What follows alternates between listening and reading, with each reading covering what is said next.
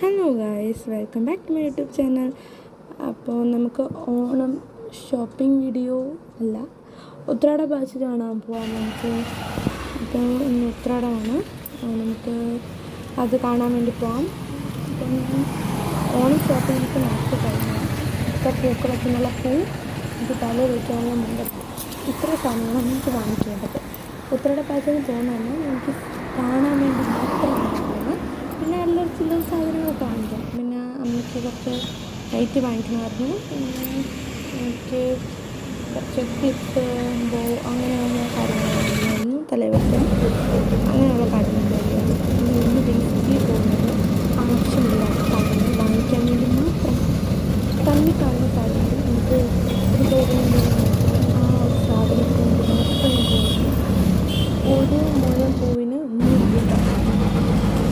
എന്ത് ചെയ്യും?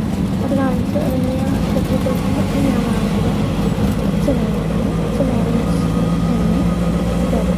കൊണ്ടുവന്നായിരുന്നു. അതിനുശേഷം ഞങ്ങൾ ചാലയിൽ പോയതിന് ശേഷമാണ് ഈസ്റ്റോട്ടിൽ പോയത്.